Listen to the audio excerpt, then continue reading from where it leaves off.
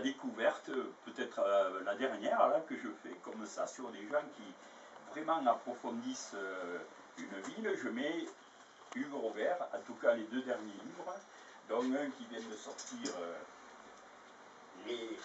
La comédie des animaux malades, donc, qui, bon, lui il appelle ça Rubis sur l'ongle, la ville, mais bon, les gens qui habitent à Rubis sur l'ongle s'y reconnaissent, disons, s'y reconnaissent, et voilà, donc, mais on peut dire, c'est du roman reportage, parce que le précédent, Les Diaboliques de R, racontait des choses qui sont parues même dans la presse, dans certains journaux qui sont parus, et racontaient des choses qu'on aurait pu lire, mais, à mon avis, d'ailleurs, c'est ma première question, quand même avec une option de littérature. Tu me dis, mais moi je ne dis pas que je fais de la littérature, ça ferait trop, pas prétentieux, mais que mais moi je trouve quand même que c'est plus du journalisme, là, c'est vraiment de la création. Bon, il y a une volonté de création littéraire. Bon,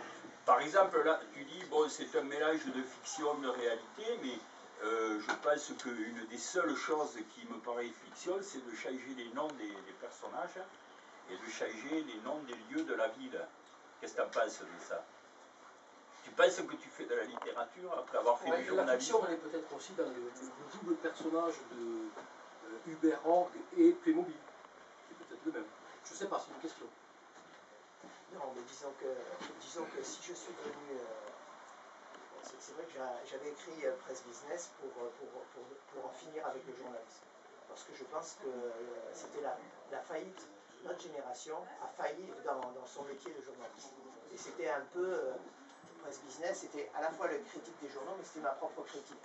C'est-à-dire que, voilà, je pense que les 30 dernières années, c'est les 30 piteuses. Et qu'effectivement, c'est l'argent qui a gagné et c'est l'argent qui a triomphé. Ça a été un repas d'aveu. La personne a avoué un forfait. Et effectivement, je pense que 30 ans de journaliste, ça marque. Et donc, à un moment donné, je me suis dit, mais attends, Hugues, là, il est en train de te dire quelque chose. Et puis, la curiosité, c'est mon défaut principal.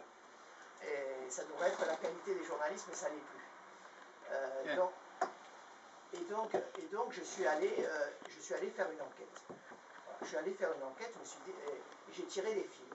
Et de fil en aiguille, je me suis dit, mais comment, j'ai décidé d'arrêter le journalisme, comment je pourrais raconter cette histoire. Comment effectivement, puisque j'ai toutes les pièces, j'ai tous les dossiers, j'ai tous les trucs, je dis, mais c'est pas possible, c'est inimaginable. Voilà. C'est comme ça. Et puis, bon, ça c'est la première chose. Donc je me suis mis, je suis, si je fais de la littérature ou si je suis un romancier, je le suis malgré moi. C'est clair que je suis d'abord un reporter qui a commencé à écrire. Alors, je pense que dans le second, déjà il y a une histoire. Parce que je me suis aperçu, j'ai mis cette phrase de Gramsci qui me paraît essentielle, c'est « Le vieux monde se meurt, le nouveau tarde à apparaître, et dans le clair-obscur surgissent des monstres. » Et je me suis aperçu que vous avez tous vu ce qui se passait, entre autres l'État islamique et Gourdel. Et Gourdel qui a été égorgé, Effectivement, moi, mon enfance, ça a été en Algérie. Donc j'ai été vraiment marqué par ça. Tout ça pour dire qu'à un moment donné, qu'est-ce qu'on raconte? Et je reprends ce que disait Lodge sur les romans. Il dit qu'aujourd'hui, les romans, c'est comme la télé-réalité pour la télé. C'est-à-dire que c'est des romans de la réalité. On ne sait plus où est la fiction, on ne sait plus où est le mensonge. Parce que dans la réalité, on ne sait plus si la réalité c'est un mensonge ou si c'est une fiction. Voilà. Donc, en fait, je suis parti dans cette histoire, je suis parti quand j'ai sorti le premier, je suis allé au café, au Grand Café, et puis les deux femmes, je le raconte, parce que ça démarre comme ça un petit peu ce livre, je raconte, elles viennent me voir, elles me disent, mais je me suis régalé, votre livre il est génial, je me suis régalé, mais je vais vous raconter une histoire. Alors elle me dit quoi? ben, il y a 3 semaines, il y a un type qui est arrivé qui a demandé un Ricard. Et dans mon bouquin, il a demandé un whisky. Ça fait littérature peut-être. C'est sur des petits trucs comme ça, quoi. Voilà. Il fait de la littérature. Elle lui dit, est-ce que je peux emprunter vos cabinets? Je dis, mais allez-y, surtout rendez-les-moi. Et je raconte un peu cette histoire. Elle m'a raconté cette histoire. Elle me dit, et puis il ne revient pas. Puis au bout d'un quart d'heure, c'était 1 heure, donc c'était dur. Il arrive et il dit, madame, appelez les pompiers. Appelez les pompiers. Oui, oui, je me suis coupé le sexe. Alors elle a rigolé, elle a dit, mais attends, on ne me fait pas les horreurs de la guerre, j'ai pas besoin je vais pas en voir. Ça, c'est le début c'est le début de mon roman, mais c'est le début de l'histoire qu'elle m'a racontée. Et puis elle me dit, eh ben, je suis descendu dans les WC, puis vous allez au Grand Café, maintenant ils ont supprimé d'ailleurs, les hommes, le miroir des pissotières. Je trouvais ça extraordinaire. Et comme je lui ai dit, d'ailleurs, il aurait fallu mettre un miroir consistant, parce que pour les hommes, ça aurait été un peu mieux. Et tu continues. Il serait peut-être sorti moins vite. Elle me raconte cette histoire, elle appelle les pompiers, etc., etc. Voilà. Et cette histoire, on en a parlé dans la presse internationale, mais on n'en a pas parlé ici. C'est rigolo. Elle a dit que je préfère, parce que puis elle dit et on ne croit pas dans mon roman, cette histoire, vous n'allez pas le croire. Elle dit, vous savez, le lendemain, ce qu'on a fait, des lentilles saucisses. Voilà. Et elle me l'a dit, ça. Moi, je raconte. Voilà, c'est la fiction, c'est du roman, j'en sais rien. Et après, vous allez voir ce personnage, puis je vais vous lire quelque chose qui va permettre de comprendre que je ne sais plus où est tout ce que je raconte, c'est faux. Parce que c'est... Mais vous le dites dans le premier roman, en exergue, la fameuse phrase de Maurice Vian. Ouais. Je l'ai remise. L'histoire est entièrement vraie puisque je l'ai imaginée d'un bout à l'autre. C'est ça. Ouais. C'est ça. Je vais vous lire quelque chose.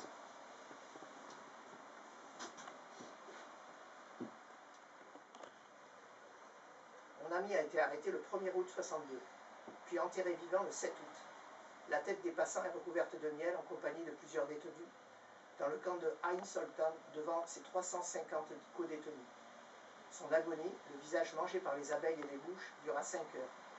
À cette évocation qui me fit un témoin, je ne pouvais plus croire en l'humanité et me suis enterré définitivement dans le silence.